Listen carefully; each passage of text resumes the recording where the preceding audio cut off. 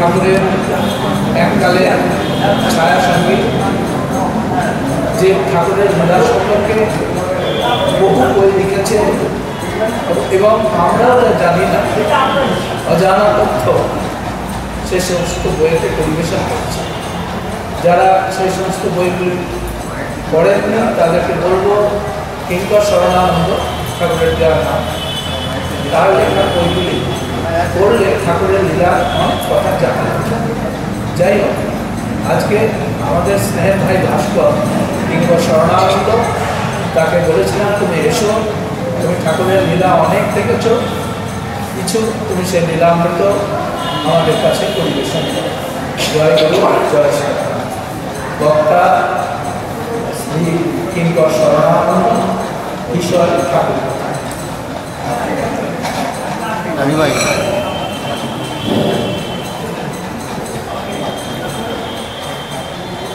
ओम आनंदवानंदपरम प्रसन्नम ज्ञानस्वरूपम निजबोधयुक्तम योगीन्द्रविद्यां भवरोगवैद्यां श्रीमद्गुरुं नित्यं भजामि।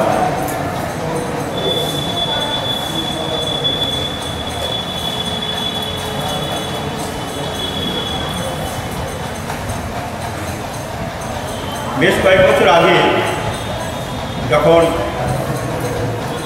বিভিন্ন ভক্তদের কাছে দেওয়া ঠাকুরের চিঠিপত্র বিভিন্ন জায়গা থেকে কালেকশন করছিলাম, তখন একটা চিঠি ঠাকুরের লেখা আমার হাতে পড়ল, যেটাতে ঠাকুর খুব দুঃখ এবং আক্ষেপ করছেন। দেখ কত কষ্ট করে শ্রী ভগবানের কৃপায় এত লেখায় লিখেছে, তোদের ঐকান্তিক প্রচেষ্টায় বইগুলো ছাপাও হয়েছে, কিন্তু তখন কিছু কিছু বই, অল্প কিছু কিছু বই ছাপা হয়েছে। সম্ভবত চিঠির তারিখটা ওঙ্কারেশ্বরের তপস্যা থাকাকালীন।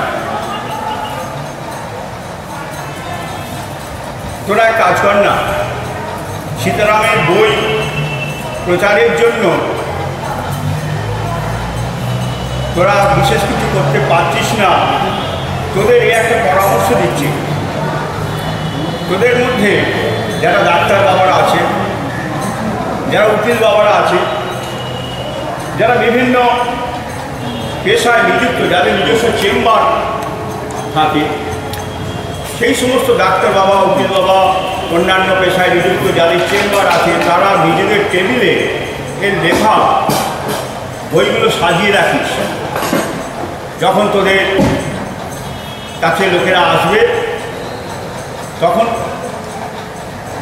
তাদের একটা করে হাতে ধরিয়ে দিবি যে পড়ুন, তারা আগ্রহ প্রকাশ করলে তাদের কাছে বিক্রি করবি। ঠাকুর নিজে এইভাবে পরামর্শ দিতেন। তার বইগুলো তার বিভিন্ন ভক্ত শিষ্যদের যারা অনুগত তাদের টেবিলে রেখে প্রচার করা, কারণ তার নিজের লেখা বই বলে নয়, এই লেখার মধ্যে আছে সনাতন ধর্মে যা কিছু শিক্ষণীয় সংসারী মানুষের, সাধু মানুষের, আশ্রমবাসী, গৃহস্থ প্রত্যেকের উপকারে লাগবে, তারা প্রত্যেকে পথ পাবে।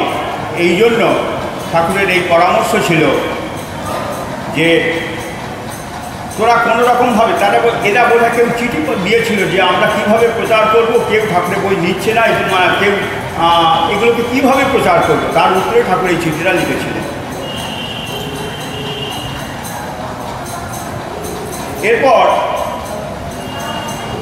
ঠাকুরের সঙ্গে থাকাকালীন আমরা দেখেছি যে আশ্রমে, যে মঠে ঠাকুর নিত্য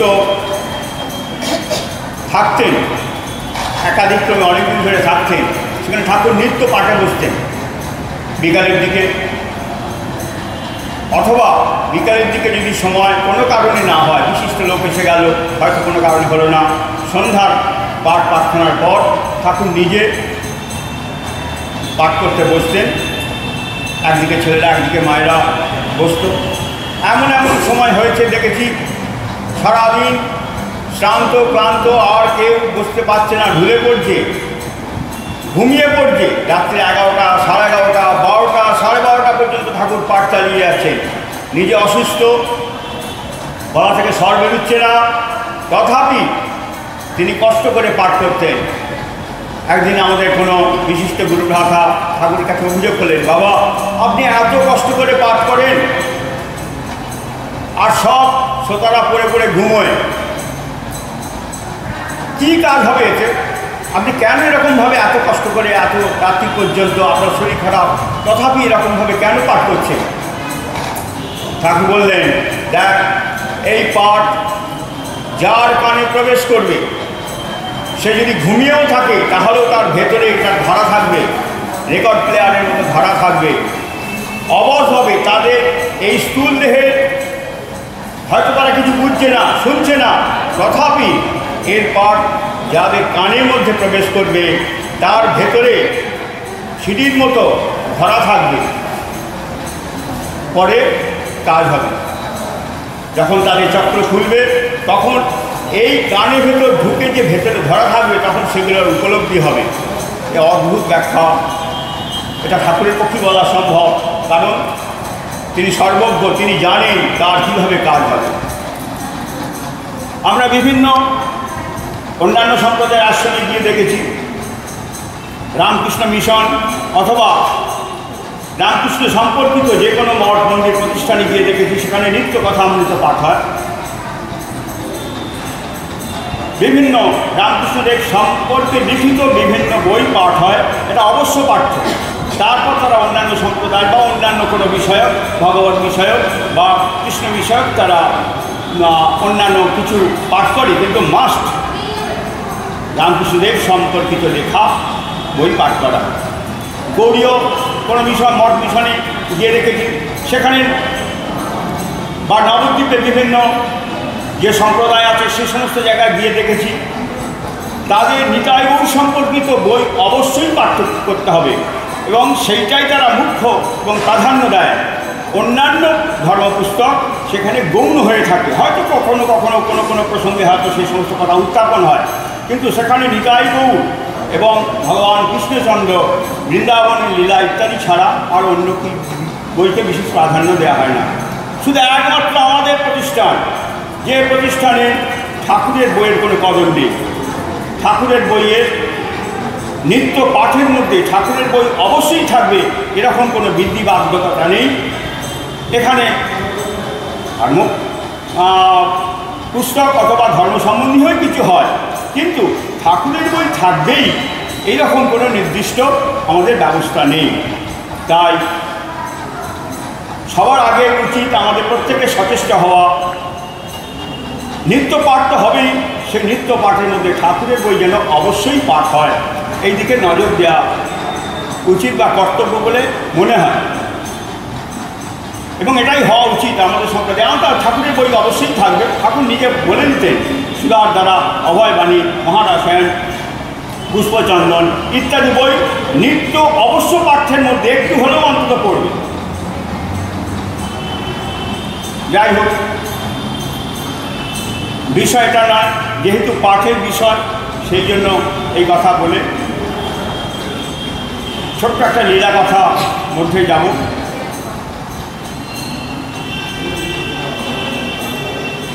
ঠাকুর বিভিন্ন জায়গায়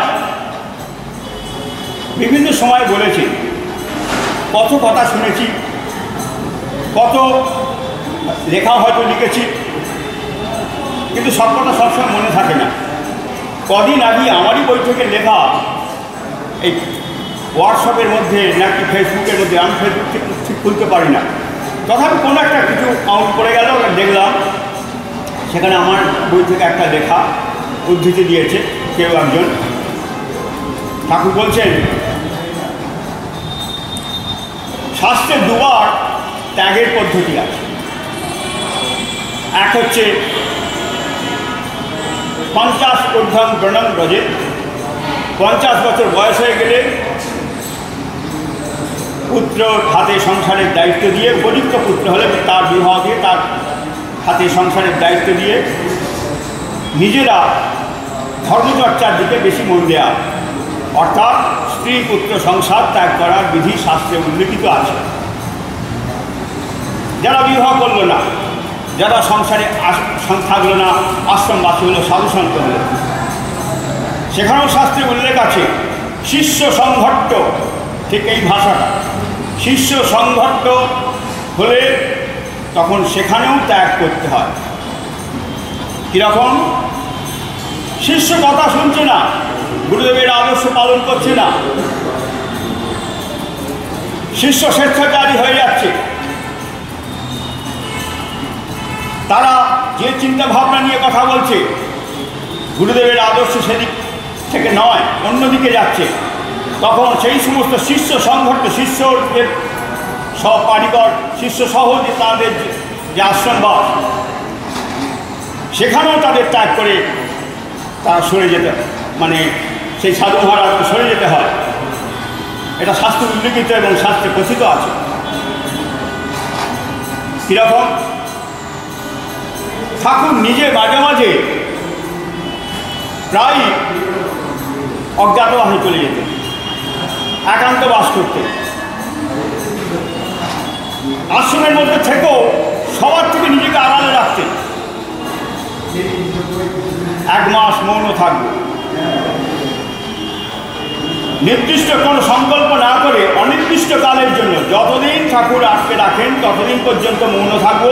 সেই সময় যে সাধন গিয়ে এই বিশেষ লোক ছাড়া অন্য কেউ প্রবেশ করবে না, কাউকে প্রবেশ করতে দেবে না। কখনো কখনো বলতেন কারোর মুখ না দেখতে পায়, তারাও যেন এই মুখ না দেখতে পায়। ঠাকুর আশ্রমে বাস করা কালীনই বহুবার বহু জায়গায় এরকমভাবে দেখেছি, সেখানে তার অতি নিকট শিষ্য শিষ্যারাও তার দর্শন পেতেন না। একই আশ্রমে বাস করছে, তথাপি তিনি আলাদা ঘরে মৌন রয়েছেন এবং বাইরে বেরোচ্ছেন না। সেখানে নির্দিষ্ট 2-3 জন সেবক, এরকম বহু জায়গায় ঠাকুর কৃপা করে আমার বয়স অল্প হলেও আমাকে অথবা আরও 2-1 জনকে তার ঘরে ঢোকার অনুমতি দিয়েছেন এবং অন্যান্য শিষ্যরা সব বাইরে, নাম অখণ্ড নাম চলছে, সমস্ত কিছু লোকজন আসা যাওয়া, প্রসাদ পরিবেশন ইত্যাদি সব কিছু চলছে, তথাপি তারা কেউ আশ্রমে থেকেও ঠাকুরকে দর্শন করতে পারছেন না বা ঠাকুর তাদের দেখছেন না। এরকমভাবে বহু জায়গা হয়েছে। আবার যেখানে যেখানে সম্ভব হয়েছে সেখানে সেখানে একান্তেই 4-5 জন 6 জন সেবককে নিয়ে তিনি আলাদা থেকেছেন, সেখানে কারো যাবার অনুমতি নেই। এমনকি পথে আলাদা তখন ছাত্রীও দেহা হতো, ঠাকুর অজ্ঞাতে বাস করছেন, এই সময় কেউ আসবার চেষ্টা করবেন না, ইত্যাদি ইত্যাদি। আবার এমনও দেখেছি যখন যাদের উপর তিনি নির্ভরশীল তারাই তার কথা শুনছেন। কীরকম না, তারা চাইছেন ঠাকুরের প্রচার হোক, বিভিন্ন বিশিষ্ট ব্যক্তিরা আসুক, ঠাকুরকে দর্শন করুন, ঠাকুরের কৃপা পাক। তাদের উদ্দেশ্য খারাপ বলছি না, কিন্তু ঠাকুর আত্মমগ্ন হয়ে থাকতে চাইছেন, তিনি আর লোকসঙ্গ করতে পারছেন না, বিরক্ত হচ্ছেন, তথাপি তাকে বাধ্য হয়ে করতে হচ্ছে, বাধ্য হয়ে বেরোতে হচ্ছে। এইরকম একটা ঘটনার উদাহরণ দিচ্ছি। বেদ দ্বারকা, বাংলার 1386 সাল। যে সময় ঠাকুর সকাল থেকে ধ্যানে বসতেন, কখন উঠবেন তার কোনো নির্দিষ্ট সময়সীমা নেই। প্রথমত আমরা অনেক অনুষ্ঠানে দেখেছি প্রোগ্রাম সূচি একটা লিখিত হয়ে যায়, রাত 12টা থেকে 12টা 15 পর্যন্ত মহানিশার ধ্যান, 10টা থেকে 10:30 পর্যন্ত ধ্যান। ঠাকুর বলতেন, হারে ধ্যানটি নির্দিষ্ট সময়ে ভাঙবে, এরকমভাবে ধ্যান হয়? বলতে পারো মৌন থাকবে, কিন্তু ধ্যান কখনো নির্দিষ্ট সময় মেনে হয় না। 12টা থেকে 12টা 15 ধ্যান হবে, 12:15 ধ্যান ভঙ্গ হবে তার কোনো মানে আছে? বিশেষ বিশেষ জায়গা নিয়ে ঠাকুর কিন্তু এই সমস্ত প্রশ্ন তুলেছেন। তা সেই জন্য ধ্যানের কোনো নিয়ম হয় না, ঠাকুর নির্দিষ্ট নিয়ম থাকে না। ঠাকুর সকালে বসলেন, যতক্ষণ নয় দরজা খোলে ততক্ষণ পর্যন্ত একে কেউ ডাকবে না, কোনো রকম আওয়াজ, কোনো রকম নক করা চলবে না। দেখেছি বেদদ্বারকায় সকাল বা ভোরবেলা ধ্যানের আসন পেতে দিতাম, ঘরে ধূপ জেলে ধ্যানের আসন পেতে বসিয়ে ঘর বন্ধ করে দিতাম। কখনো কখনো ঠাকুর নিজেই বন্ধ করে দিতেন ভেতর থেকে, বা কখনো কখনো যখন বন্ধ করতেন না তখন আমাদের বাইরে শিকল তুলে চারতলা মেরে দিতে হতো, যে কেউ না সকাম করে আমাদের ওই সময় দাড়ি হিসেবে না থাকা অবস্থা কেউ না ঢুকে পড়ে। কখনো উঠতেন বেলা 3টে, 3:30, 4টে, 4:30, কোনো নির্দিষ্ট সময় নেই। আবার কখনো কখনো কোনো দিন 12টা, 12:30, 1টা পর্যন্ত উঠে পড়লেন। যখন উঠবেন তারপর ফলভোগ হবে, সে বেলা 3টে বললো তারপর ফলভোগ হবে। দীর্ঘদিন এরকম চলতে ঠাকুর বলে দিচ্ছেন, দেখ এই যতক্ষণ না উঠবে ততক্ষণ তোরা কেউ কিছু খাবি না, এর বড় ভেতরে ব্যথা লাগে। এই তো একটা অবস্থার জন্য এইরকমভাবে উঠতে পারছে না, ওঠে না, তা তোরা ততক্ষণ না খেয়ে থাকবি। তোদের অনুমতি দিয়ে রাখলাম, ত্রিফলা প্রসাদ নিয়ে তোরা যথাসময়ে ফলভোগ, অন্নভোগ তোরা খাইয়ে দিবি, এ যতক্ষণ না উঠবে ততক্ষণ পর্যন্ত সেটা নেবে না। তা কখনো কখনো তাও করা হতো, সেটা একা দিনের পর দিন যখন এরকম হচ্ছে তাই করা হতো। এইরকমভাবে চলতেও তিনি আর সেইটুকুও লোকসঙ্গ করতে পারছেন না। বিকেলের পর থেকে সন্ধ্যার সময় পাঠ প্রার্থনা আরতির পর ঠাকুরের হয়তো একটু আসনে বসবার ইচ্ছা হয়েছে, কিন্তু এমন বিশিষ্ট লোকেরা এসে গেছেন যে সেই সময়টুকু দিতে পারছেন না, তাদের সাথে কথা বলতেই হচ্ছে।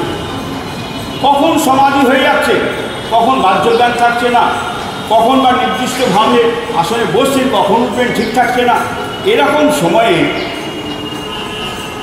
তিনি একটা যেন আনমনা ভাবে থাকতেন, বেশ কিছুদিন ধরে লক্ষ্য করছি।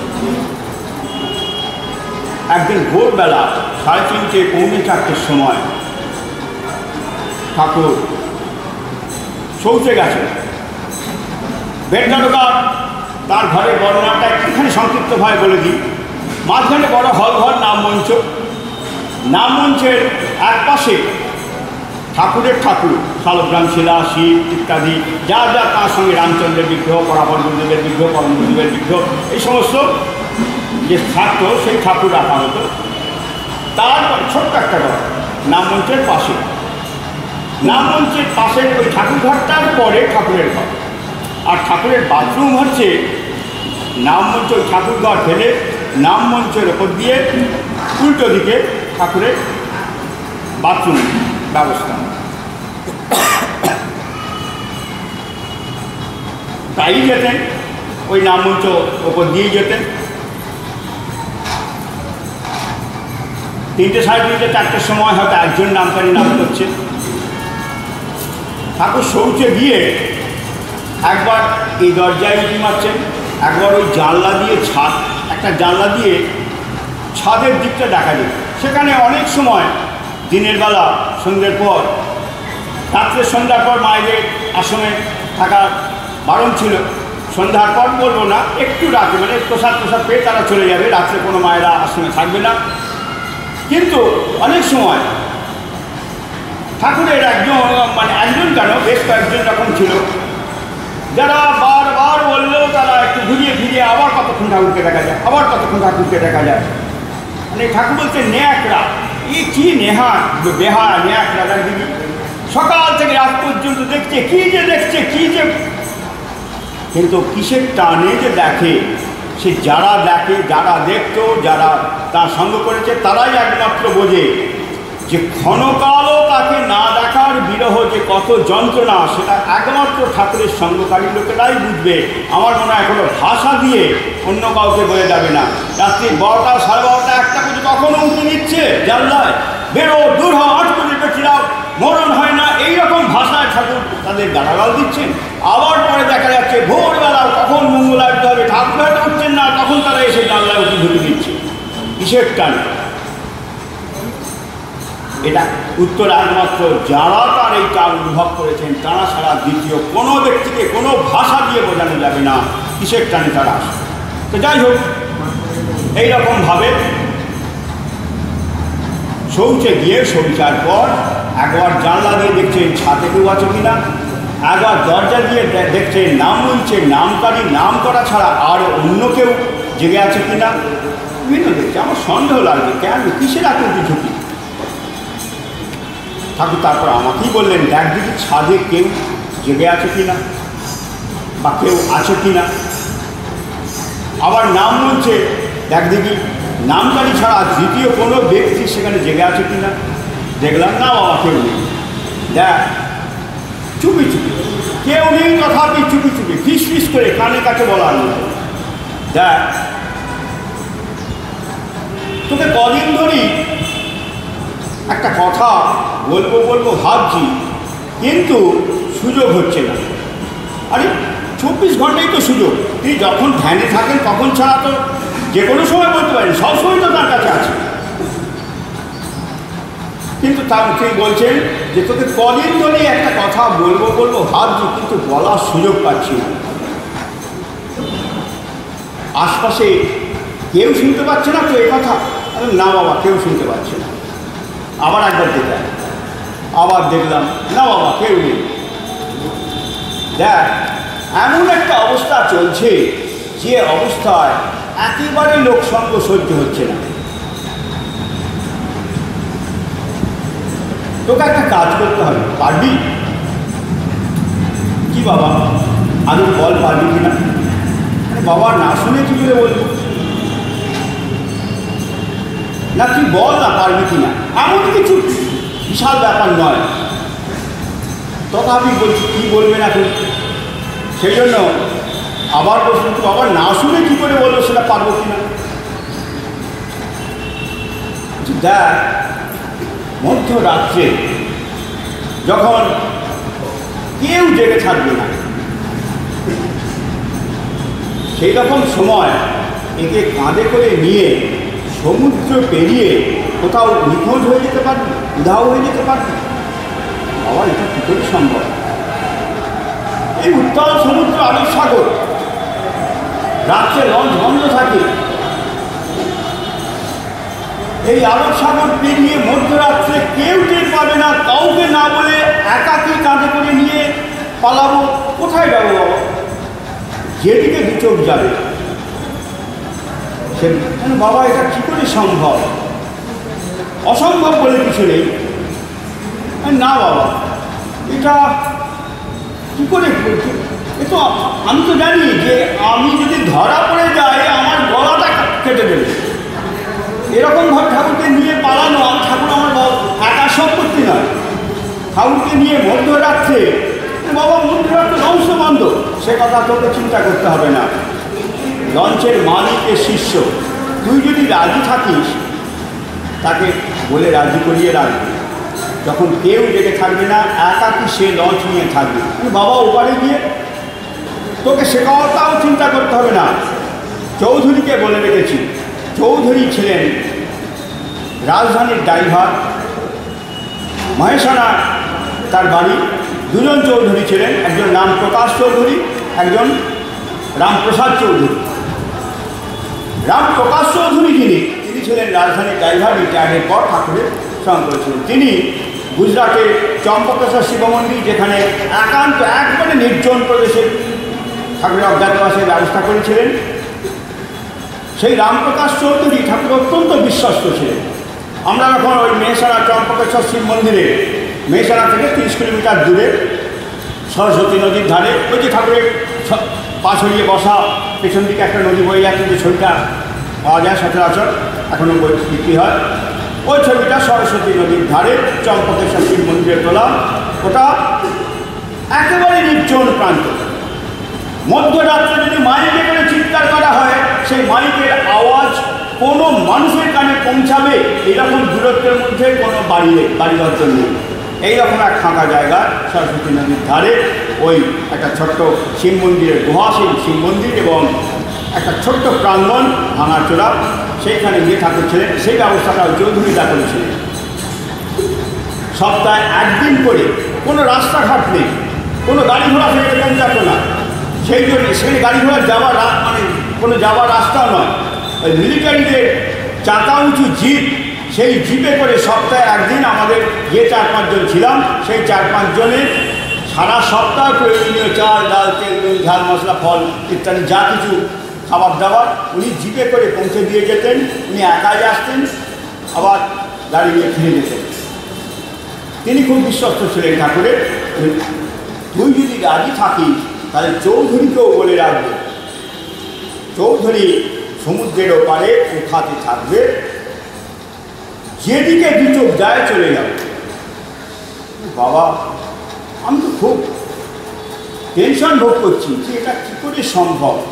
কেউ সম্প্রদায়ের জানবে না, আমি একাকী কাঁধে করে নিয়ে লঞ্চে যাব রাত 1:30-2টার সময়। লঞ্চের মালিক একা লঞ্চ নিয়ে ওই উত্তাল আরব সাগর অত্যন্ত উত্তাল, মধ্যরাত্রে লঞ্চ নিয়ে ঠাকুরকে নিয়ে যাবো একা।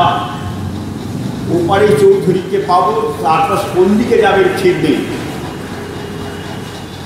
খুব চিন্তা করে মাথা চলতে না, কোনো চাপ দিচ্ছি না, আমি তো চিন্তা করছি কী করে সব করতে পারছি, তাই তো কী করবো আমতা করছি।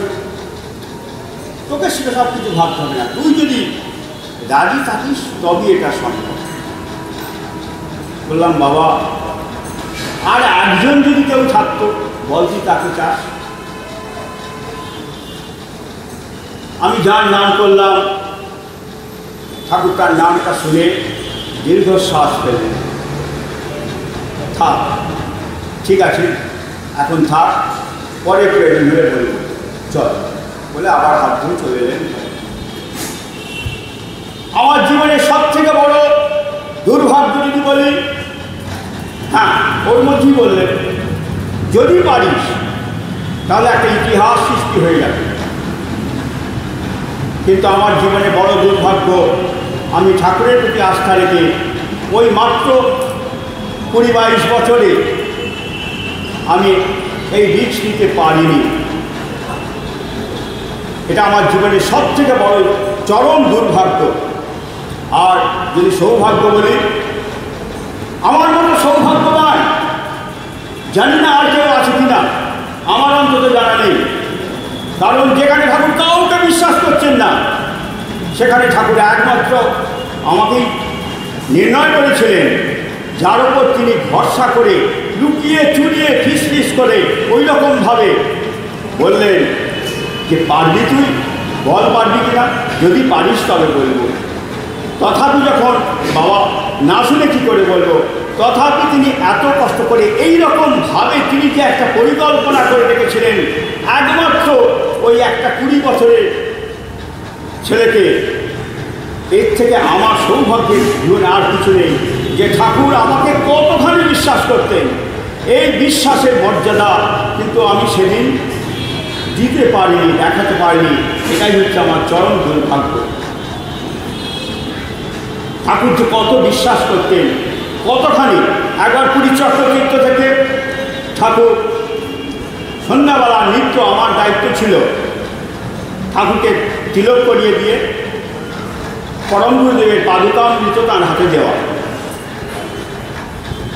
নিত্যই দেখতাম সন্ধ্যাবেলা সারাদিন পরিশ্রম করছে, লোকের সাথে কথা বলছেন, লেখালেখি সব মৌন, তখন নানান কাজের মধ্যে রয়েছে। সন্ধ্যার পর যখন সেটা করতে যাবো, প্রায় দেখছি তিনি শুয়ে ঘুমিয়ে পড়ছেন। এবার কথা হতে পারে যে সন্ধ্যার পর তিনি ঘুমিয়ে পড়ছেন, এটা আবার কী রকম কথা? সাধু মানুষ সন্ধ্যার পর ঘুমিয়ে পড়ে? ঠাকুরের কোনো সময় নির্দিষ্ট কিছু ছিল না। যখন তিনি সময় পেতেন, তিনি বৃথা নিদ্রা পেতেন না, মানে বৃথা শুয়ে থাকতেন না। 12টার সময় শুলেন, যদি 12:10 ঘুম ভেঙে যায়, 12:10 উঠে পড়তেন। রাত 2টোয় শুলেন, 2:15 যদি ঘুম ভেঙে যায়, 2:15 তিনি উঠে পড়তেন। যখন ঘুম পাচ্ছে, আর কাজ করতে পারছেন না, লিখতে পারছেন না, পড়তে পারছেন না, কিছু কাজ করতে পারছেন না, তখন তিনি শুয়ে পড়লেন। কিন্তু যে মুহূর্তে তার ঘুমটা ভাঙবে, তখন 2টো বাজুক, 2:30 বাজুক, আর ভোর 5টাই বাজুক, আর যটাই বাজুক, যে মুহূর্তে ঘুম ভাঙলো তখন তিনি উঠে পড়তেন। এমন অনেক সময় হয়েছে 12:30টার সময় উঠে শৌচে গেলেন। আমরা ভাবছি তো বাড়ি শৌচে যান, শৌচে এবার শৌচ ঘুরে বলে হাত পাচ্ছেন মাজুন, মানে বাবা এখন আর 12টা বাজে, হো হো করে হেঁটে ফেললেন। ও মনে করছি ভোর হয়ে গেল। এই যে তিনি বৃথা শুয়ে থাকতেন না, বৃথা সময় নষ্ট করতেন না, কিন্তু সময় তার কাছে সময়ের কোনো নির্দিষ্ট ছিল না যে রাত 10টায় ভোগ নিতে হবে, বিকেল 1টায় ভোগ নিতে হবে, দুপুর 1টায় ভোগ নিতে হবে, সকাল 9টায় ফলভোগে বসতে হবে। ফলভোগ হচ্ছে বিকেল 4টের সময়, দিনের কাল হচ্ছে রাত 10টার সময়, রাত 12টার সময় উত্তরপাড়া মদনদার বাড়িতে, রাত্রি 12টার সময় দিনের বেলা ভোগ। আবার রাতের ভোগ হচ্ছে তারপরের দিন বেলা 12টার সময় রাতের ভোগ নিচ্ছে। আগের দিনে রাতের ভোগটা তারপরের দিন বেলা 12টার সময়। এরকম বহু দিন হয়েছে, যারা সঙ্গ করেছেন, যারা একটু আধটু কথা পড়েছেন, তারা জানতে পারবেন যে ঠাকুরের যখন বহুবার বহু রকম ক্ষেত্রে হয়েছে, কিন্তু আমরা তাকে প্রেসার দিয়েছি। ঠাকুর পাচ্ছেন না, অসুস্থ। ঠাকুর বলছেন আরে আর পাচ্ছি না, না বাবা অমুকেরকে কথা দেয়া আছে, তার বাড়িতে নিয়ে যেতে হবে। ওহ, ঠাকুর বলছেন এরকমভাবে তোরা এক কাজ কর, এর গলায় পা দিয়ে মেরে ফেল। না বাবা কথা দেয়া আছে, যেতে হবে। ঠাকুরকে যেতে বাধ্য, যেতেন।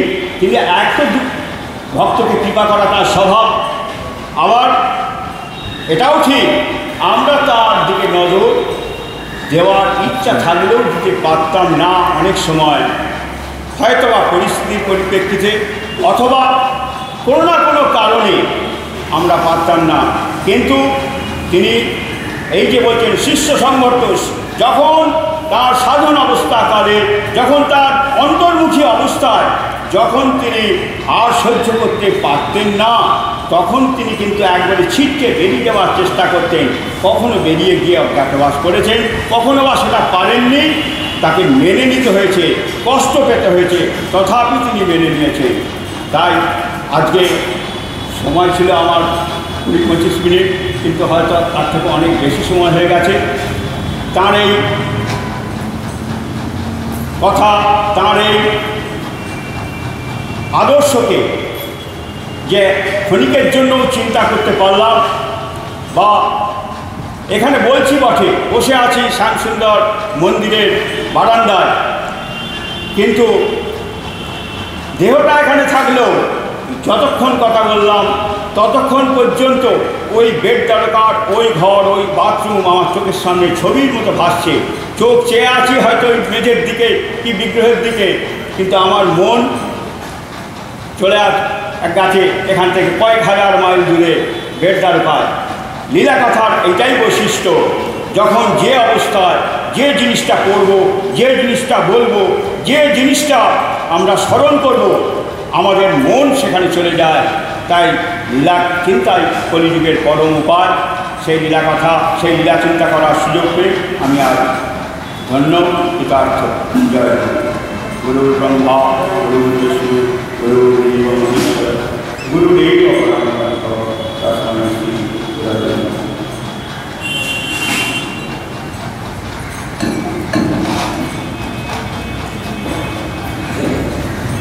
জয় গুরু, জয় গুরু, জয় গুরু। এইটা কাছে দিল, এইটা কাছে দিল। জয় গুরু, জয় গুরু,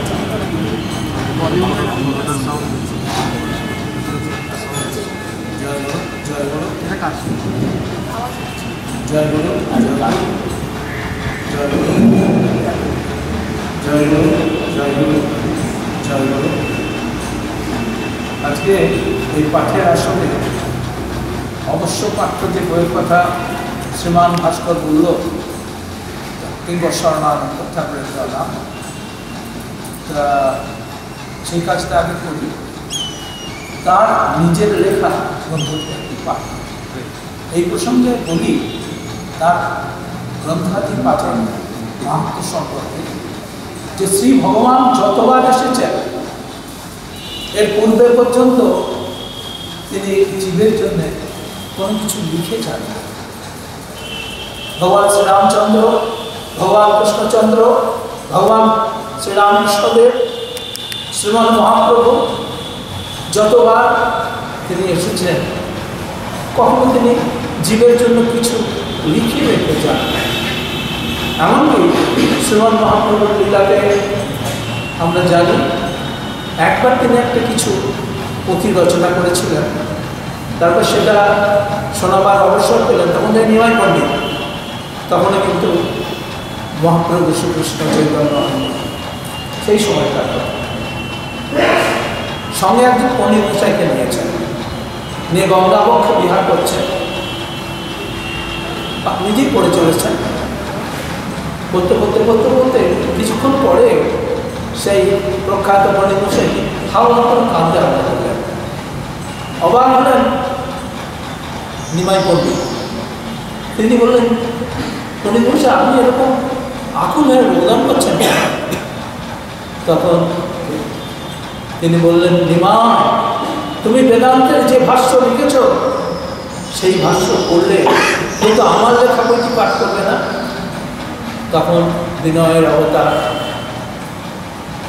নিমাই পণ্ডিত শ্রী ভগবান তিনি বললেন, ও এই কথা বলে তার লেখা সেই বেদান্তের ভাষ্যটি গঙ্গাবক্ষে নিক্ষেপ করলেন।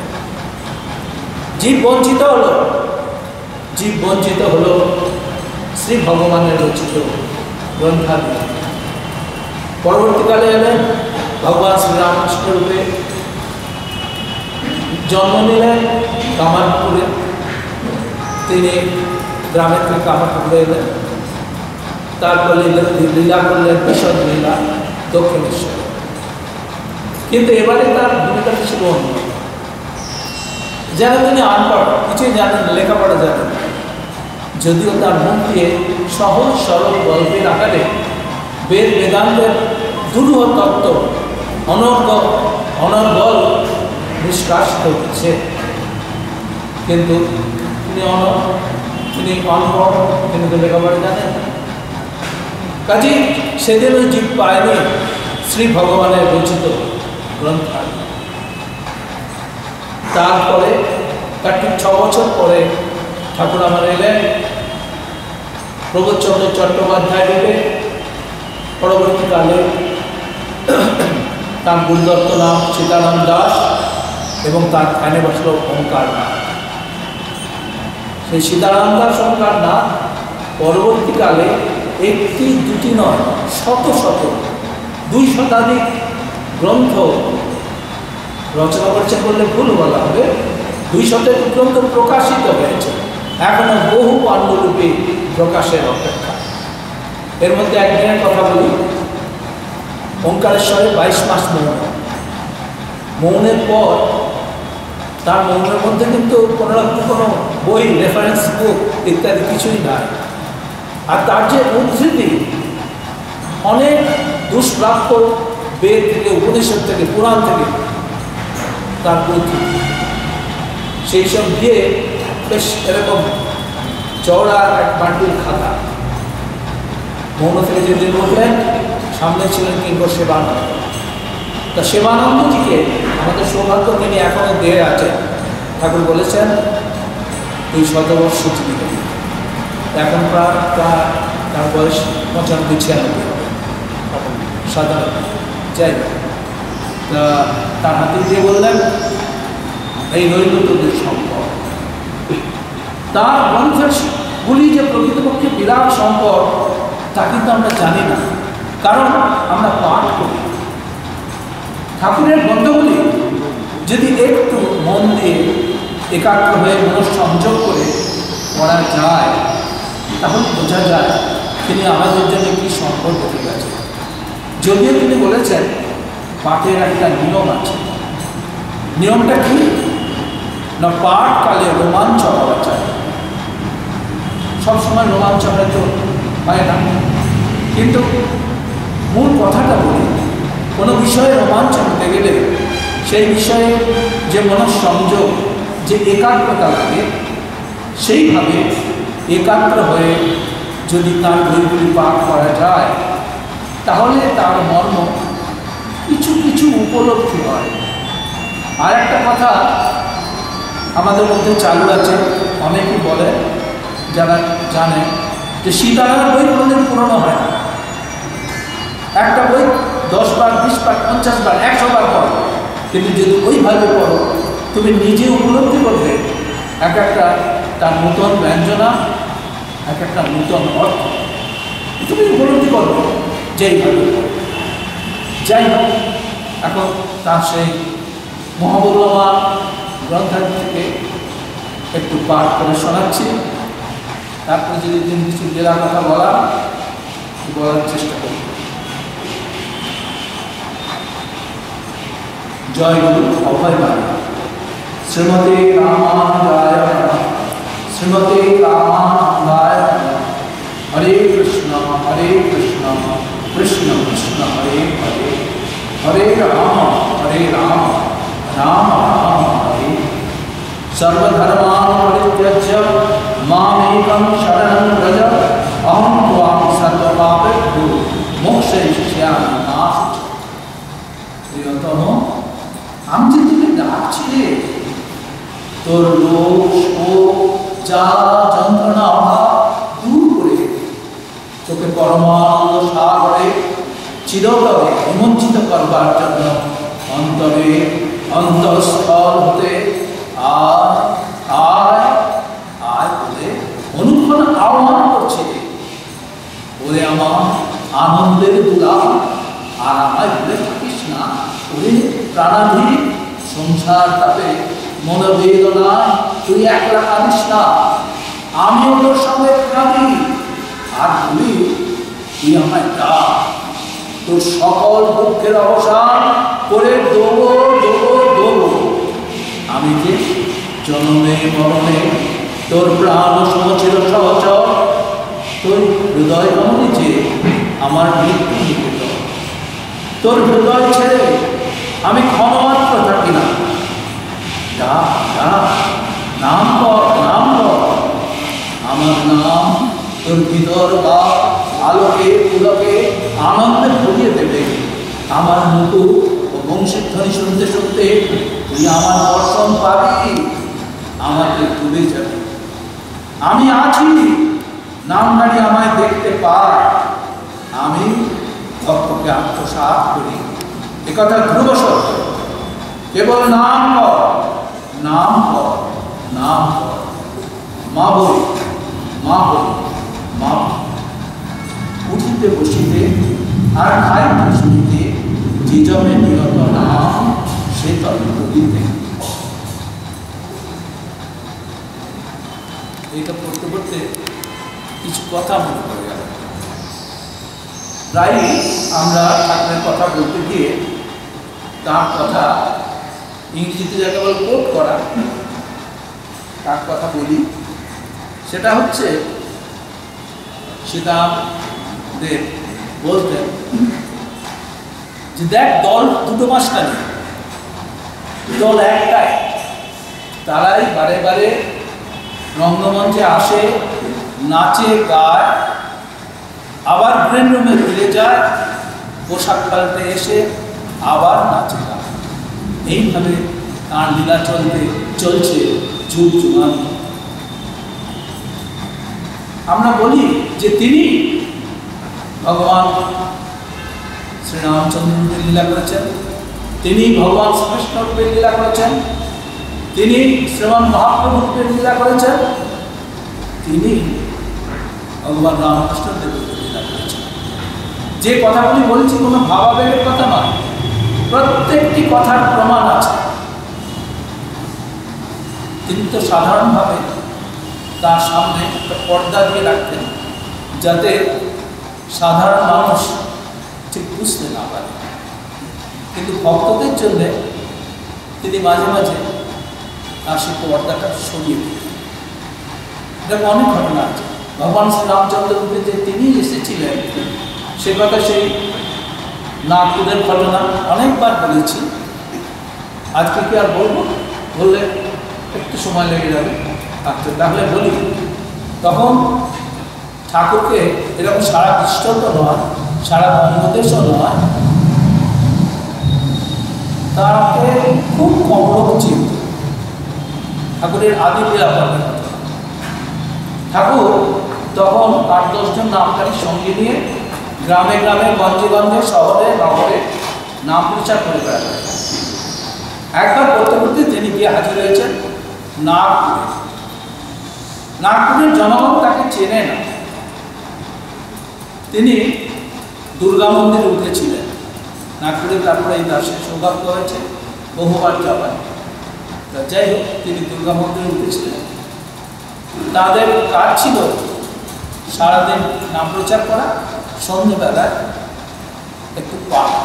আমাদের नागपुर एक वार्ता उठे गल, एक बंगाली बाबा आया जो सारी दिन अपना साथी लेके नाम प्रचार करते हैं, नाम कीर्तन करते हैं और शाम को उधर मंदिर में बैठ के प्रवचन करते हैं।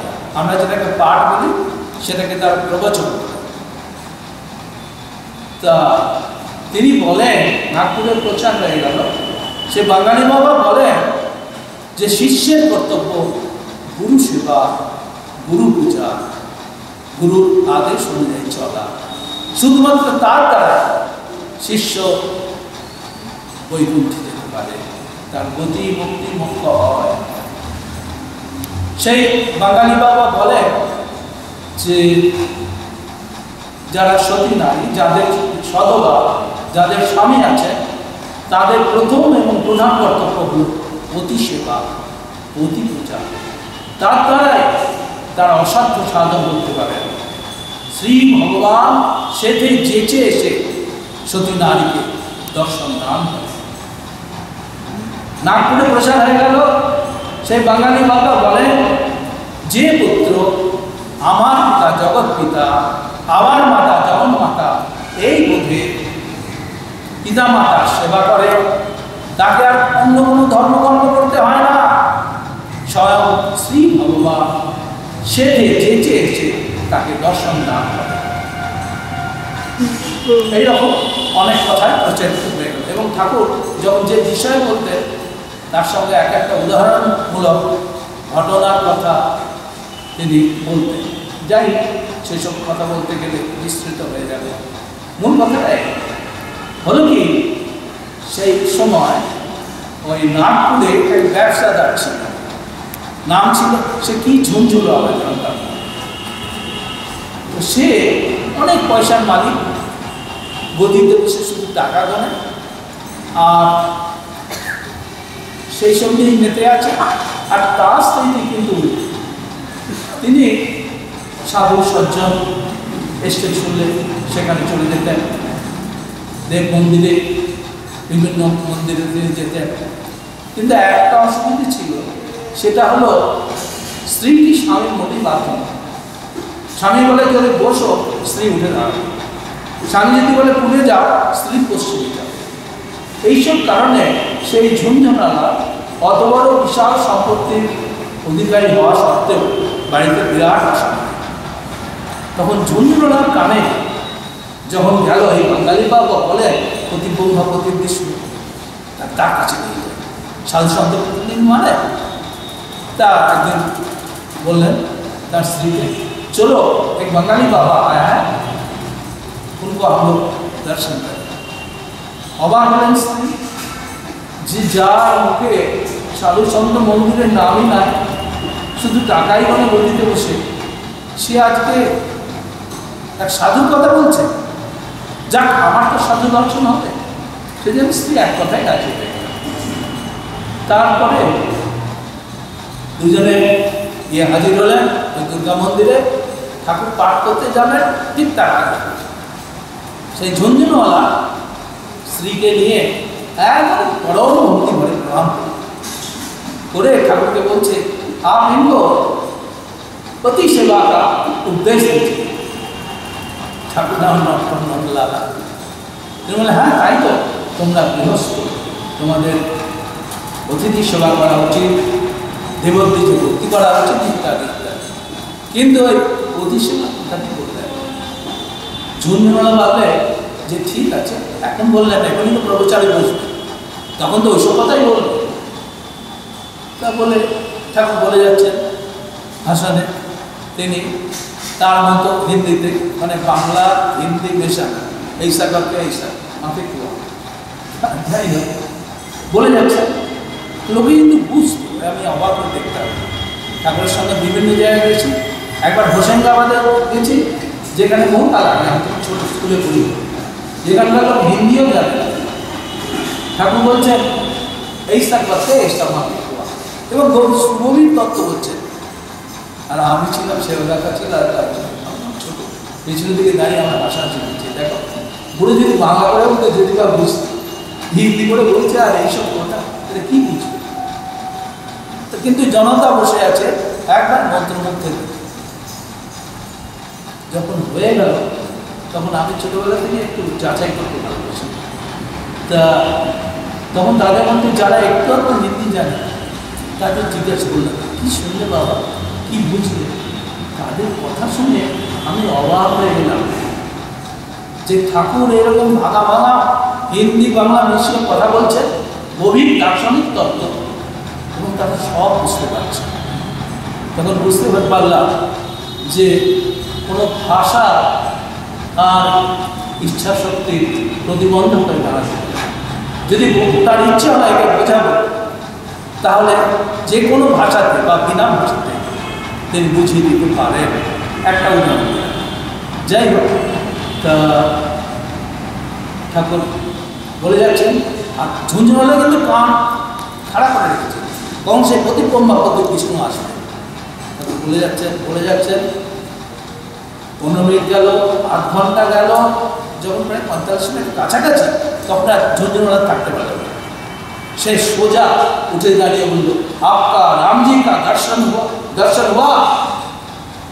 সমস্ত সবাই, যার মধ্যে যথেষ্ট সম্ভ্রান্ত লোকেরা আছেন, অধ্যাপক, বিচারক, বিভিন্ন রকমের লোক আছেন, আবার সাধারণ লোকেরা আছেন।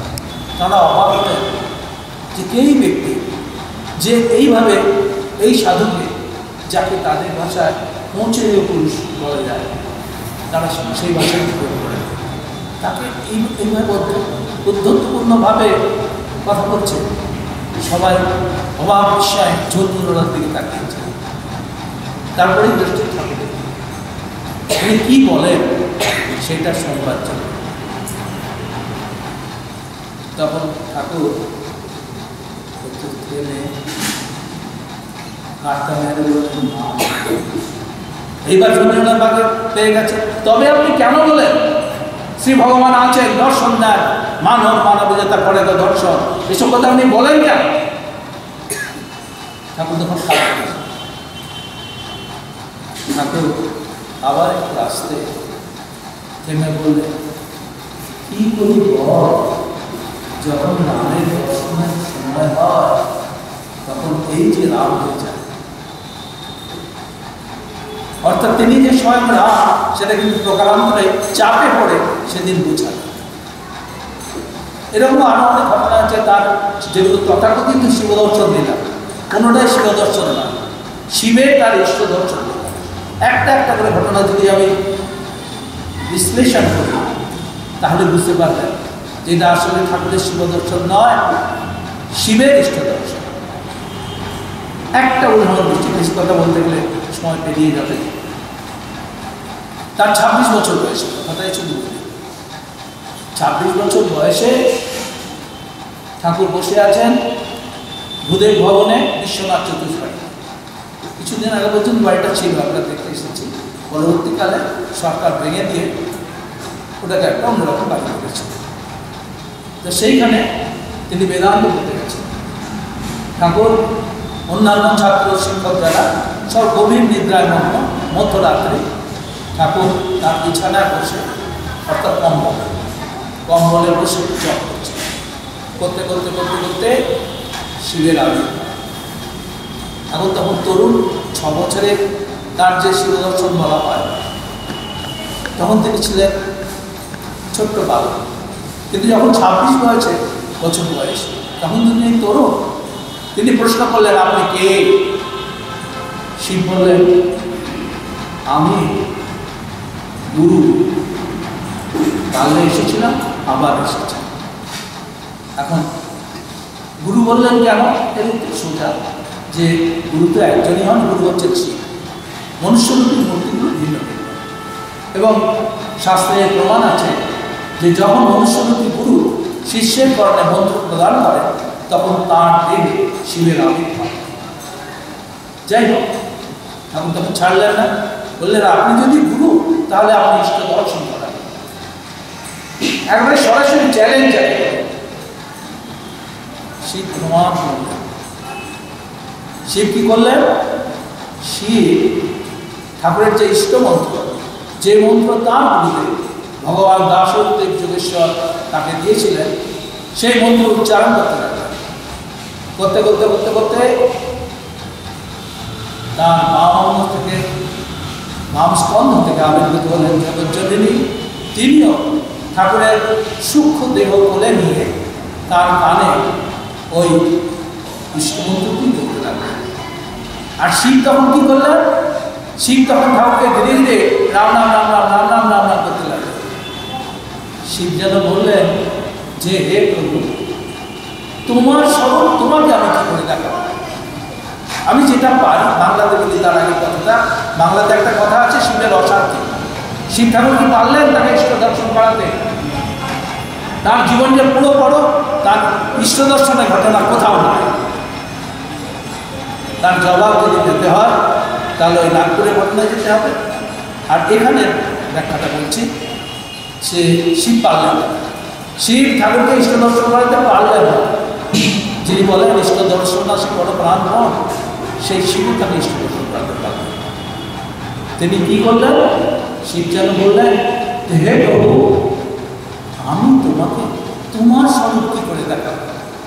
আমি যা পারি তাই করি। এই বলে শিব ঠাকুরকে ধীরে ধীরে ধীরে ধীরে রাম রাম রাম রাম রাম রাম করতে লাগলেন। করতে করতে আরও আওয়াজ এসে গেল, করতে করতে ভোর হয়ে গেল, চট করলে মাসি বেজে উঠল, ঠাকুরের ধ্যান ভঙ্গ হল। তা তাই বলছিলাম যে প্রচলিত কথা ঠাকুরের শিবে মোটেই না। 6 বছর বয়স সেটা শিব নিজে দেখতে এসেছিলেন তার ইষ্টদেব তথা তার ভগবান মর্তধর্ম কীভাবে লীলা করছেন, সেই জন্যে দক্ষিণ দিকে জানলার ফাঁক দিয়ে দেখতে এসেছিলেন। নাটক নাটকলাল আর তিনিও কম না, তিনি একজন সাক্ষী রেখে দিলেন। লুকিয়ে লুকিয়ে ভেবেছেন থেকে পালিয়ে যাবে সে। ঠাকুর বললেন বাবা ওই আমার সেই সাক্ষী রেখে দিলেন। বাবা তো দেখতে পাচ্ছেন, তিনি বললেন ওই ব্যাটা ওই যে দাঁড়িয়ে আছে।